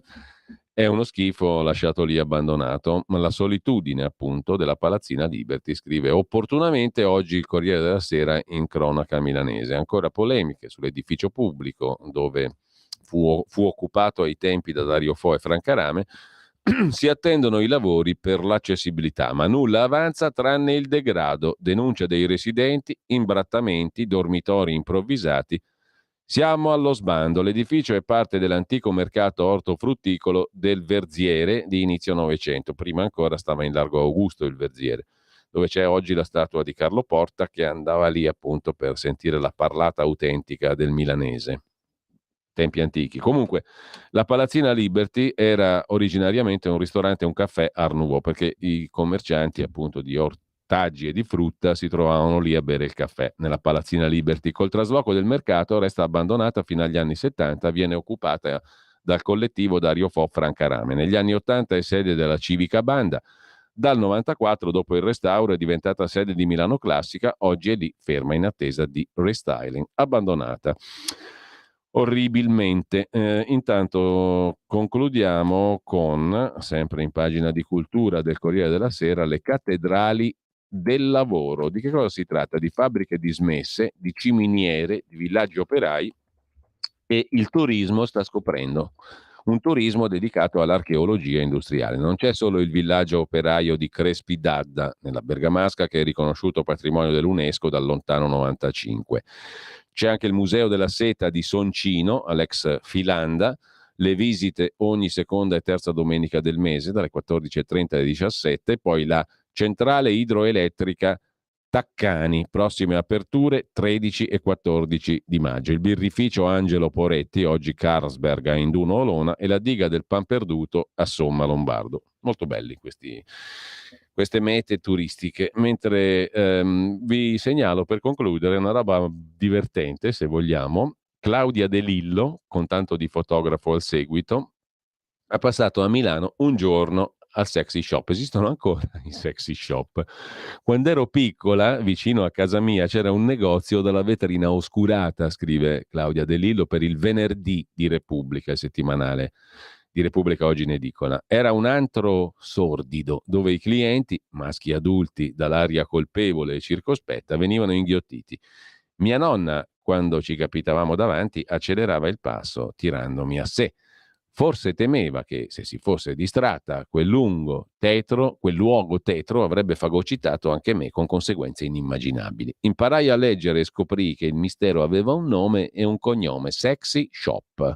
Quell'epifania, tuttavia, non lo liberò dalla tetraggine e continuai ad averne paura. Da allora è trascorso qualche decennio, la consapevolezza di nonne e nipoti è aumentata, alcuni tabù sono stati scardinati, molti corpi si sono denudati, l'accesso a visioni, informazioni e prodotti proibiti è stato sdoganato da internet. I sexy shop non sono più caverne, ma boutique. Sono cresciuta anch'io, credo, scrive la giornalista di Repubblica. Sono una donna adulta, emancipata dalla sessualità evoluta e libera. Me lo ripeto come un mantra mentre sto qui impalata davanti alla vetrina di Sex Sade, la prima fetish boutique italiana. Manichini dai capelli rosa, fasciati da corpetti di vernice e abiti in latex, mi sfidano alteri. Mia nonna, invisibile e ingombrante, vuol trascinarmi via. Oggi avrebbe 109 anni. Un manipolo vociante di adolescenti si avvicina, mi irrigidisco.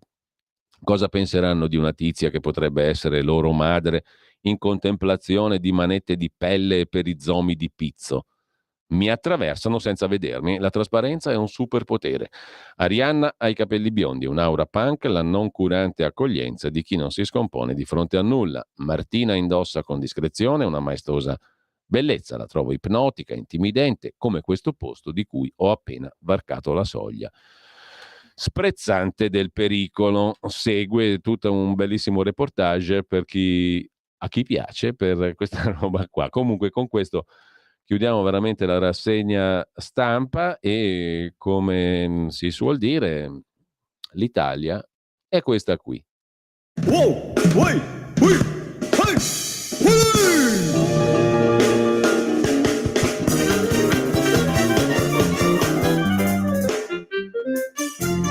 perché la terra dei cacchi è la terra dei cacchi. Giusto? Troppo giusto! Esatto.